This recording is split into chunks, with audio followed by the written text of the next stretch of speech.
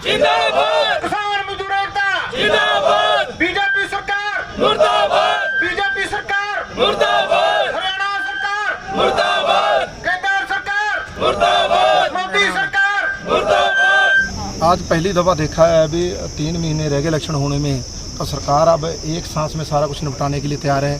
सारा डिपार्टमेंट बैठा रखा था। आज पहली दफ़ा देखा भी सिरसा के डीसी में सारे अधिकारी बैठे हुए थे और डीसी साहब भी पूरे 100 की स्पीड से चल रहे थे। तो डीसी साहब ने जो हमारी मांगे थी उनको याद दिलाया भी। आपका बहुत बहुत धन्यवाद। 2020 का जो 65 करोड़ 258 करोड़ से आपने कम करते करते 65 करोड़ कर दिया है। अगर आप दे दोगे तो डीसी साहब आप नए हो तो आपका जो हमारे को गिफ्ट होगा कि आप नए आए हो तो आपका धन्यवाद होगा।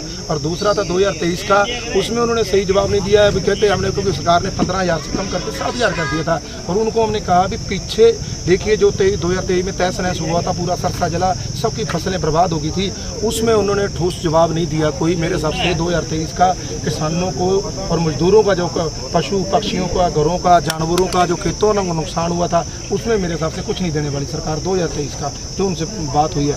और माइनर को लेकर जो पानी लगातार कम चल रहा है, हमारा किसानों का खेतों में अब जोर चल रहा है, पूरा बिजाई का, धान का लगा रहे हैं, कपास का भी पानी लगा रहे हैं, तो उसमें उन्होंने जरूर एक्शन साहब को कहा है भी इनका पानी पूरा करो जल्द से जल्द। जो और शामलात थे जुल्मा मुस्तरका पे उन्होंने कहा है, जो हमारी मांग थी बग्गोवाली गांव में, हमारे हरियाणा में सिरसा जिला में भी काफ़ी ज़मीन है, वैसे सबसे ज़्यादा कुरुक्षेत्र में है इसकी, पेहवा जिला में।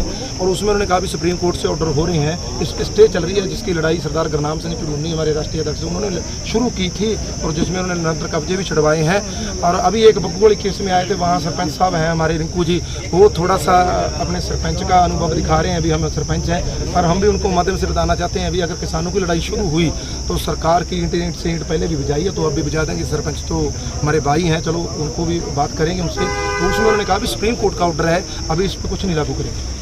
ये चीज़ें, इन चीज़ों को लेकर हम गए थे, उन्होंने ज्ञापन लिया तो हम आगे ज्ञापन दिया है। आगे क्या रुख रहे हैं? आगे तो ये अभी अगर 265 करोड़ है जो हमारा मेन, और दूसरा 2023 की लोगों का ओपिनियन लेंगे जो फसलों का नुकसान हुआ है घग्गर से।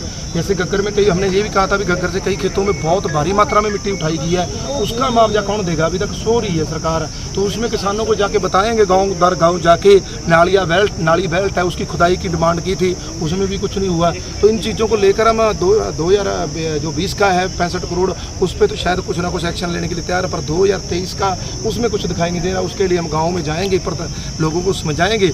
लोगों ने रिस्पॉन्स दिया तो उसकी लड़ाई हम लड़ेंगे जैसे पहले लड़ते आए हैं।